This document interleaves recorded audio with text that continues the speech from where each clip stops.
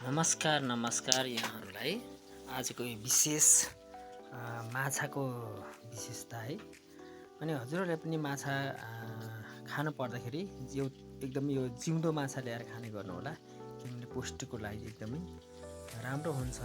ल्याएपछि सफा पानीले राम्रोसँग आफूले पनि पखाल्ने बानी बसाल्नु होला, किनभने जुन माछा पसलमा चाहिँ राम्रो पानी युज हुँदैन। त्यही कारणले गर्दाखेरि आफूले पनि ल्याएर सरसफाइ गरेर राम्रोसँग धोएर हतार नगरिकन एकदम बिस्तारी सावधानीपूर्वक यो जुन काँडाले घुट्नु पनि सक्छ होइन, एकदमै राम्रोसँग पखालेर सफासँग एकदमै 2-3 चोटि पखालेर मात्रै हजुरहरूले पकाउन सक्नुहुनेछ। अनि एकदमै यो जिउँदो माछा खानाले चाहिँ एकदम जिउमा फुर्ती, जोस जागर अनि राम्रो भिटामिन दिन्छ यसले। कतिपय चाहिँ हामी चाहिँ सस्तो भनेर चाहिँ हामी भनौँ न एउटा मरेको माछा ल्याएर खाने गर्छौँ, तर त्यहाँ जिउँदो माछा पनि राखिएको हुन्छ। त्यतिखेर नै जिउँदो माछा नै हामीले किनेर त्यहीँ मारेर भनौँ न अब तयारी अवस्थामा काटकुट गरेर ल्याएर यसरी आफूले धोएर पकायो भने झनै एकदमै राम्रो हुन्छ भन्ने जानकारी दिन चाहन्छु। जहाँ रहनु भएको छ, जहाँ हुनुहुन्छ, यहाँले देख्नु हुँदैछ, हजुरहरूले जानेको प्रतिक्रियाहरू पनि जनाउन सक्नुहुनेछ। यसै गरी तयारी भइसकेको छ यहाँनिर विशेष गरी पाउडर बेसनको पिठो छर्किने, अनि यसै गरी पाउडर मसला, बेसार, नुन हालेर मल्नाले यो भित्रैसम्म जान्छ, मरमसलाहरू भित्रैसम्म जान्छ अनि खानको लागि पनि स्वादिष्ट। यसरी मोलेर चाहिँ हामी 5 देखि 10 मिनट हामीले राख्नुपर्छ, किनकि यो भित्रैसम्म जाओस् भन्ने हिसाबले यो पाउडर हो। भित्रैसम्म मसलाहरू, नुनहरू भित्रैसम्म पुगोस् भन्ने एउटा हिसाबले मोलेर चाहिँ तयारी गरेर राख्ने गर्नुपर्छ।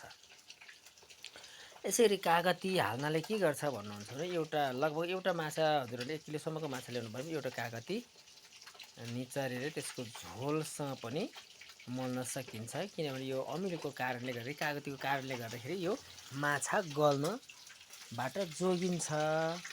अनि जस्तो हामीले काटेर जुन पिस हामीले फ्राई गर्छौँ भने त्यो चाहिँ बिग्रिनबाट बचावट हुन्छ, जस्तो हामीले पकाएका थियौँ त्यस्तै रहन सफल हुन्छ।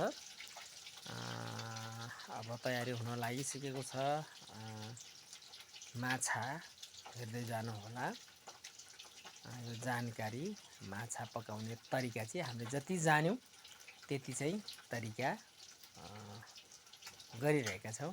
यो नानीले बनाइरहेको छ, यो कान्छी छोरी है, विभिन्न परिकारहरू गर्छ। कहिले माछा, कहिले त कुखुराको मासुको अब रोस्टहरू, अनि यसै गरी विभिन्न थरीहरू बनाउने गर्छ नानीले। अनि यसै गरी आजको हाम्रो खाना चाहिँ माछा रहेको छ। यसमा सुरुदेखि अन्तिमसम्मको यो भिडियो हजुरहरूको माझ सेयर गरिरहेको छु। यसरी मल्नाले होइन, नानीले भन्छ कि 10 मिनटसम्म राख्यो भने यसको विशेषताहरू राम्रो हुन्छ, किनभने भित्रैसम्म मसलाहरू अनि नुनहरू पुग्न सक्छ र त्यसको टेस्ट नै फरक पर्छ, एकदमै राम्रो हुन्छ भनेर भन्छ। किनभने यो कागतीको फेरि विशेष चाहिँ कागतीको चाहिँ यो गल्नबाट बचावट हुन्छ भन्ने एउटा विशेष छ। अनि यो तयारी भइसकेको छ। अब हामी तेल तताउनेतर्फ जाँदैछौँ है त। अब तेल तताउँछौँ। यसमा तेल हालिसके पछाडि तेल तातिसके पछाडि पिस माछा हाल्ने सुरु गर्छौँ। यसरी जति तेलले भ्याउँछ अब थोरै होइन, तेल हालेर तेलमा तार्ने। यसमा तेलमा तारिसके पछाडि निकालेर हामी ग्रेभी पनि बनाउन सक्छौँ। यो यतिकै फ्राई गरेर हामी पिस खान पनि सक्छौँ।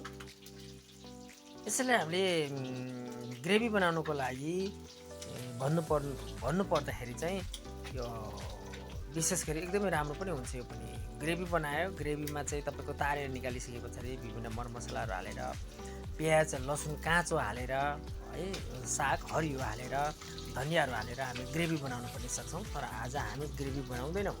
आज हाम्रो चाहिँ यो फ्राई मात्रै हुनेछ, माछा तारेर है। अनि अब तयारी हुन लागिसकेको छ, हेर्नु होला। विशेष माछाको परिकार चाहिँ एउटा यसरी बनाउन सक्छौँ। अनि हजुरहरू पनि सिक्न सक्नुहुनेछ। कतिपयले जानिसकेको हुनुहुन्छ भने, कतिपयले आफ्नै तरिका गर्दै हुनुहुन्छ र हाम्रो तरिका पनि सिक्नुहुन्छ भने एउटा जानकारीमूलक हो यो है। कतिपयले जानिसक्नु भएको छ हाम्रोभन्दा पनि धेरै तरिकाहरू भने, कतिपयले चाहिँ जान्नु भएको छैन, अलिकता सिक्ने क्रममा हुनुहुन्छ भने पनि यो यसको भनौँ न तेल तताउँदाखेरि एकदम नर्मल हिसाबले ग्यास बाल्नु पर्दछ र पाक्नु लाग्दाखेरि अलिकता ठिक मिडियम साइडको तताउनु पर्दछ। र यो तयारी भइसक्यो, हेर्दै गर्नुहोस्। एकदमै तयारी भइसक्यो। अब माछा खाने बेला भइसकेको छ है त। आजको विशेष यहाँहरूको माझा हुन्छ, विशेष चाहिँ माछाको परिकार हाम्रो आजलाई यति नै छ है। हजुरहरू पनि फेरि जानकारीमूलक कार्यक्रम हेर्दै गर्नुहोला। नमस्ते।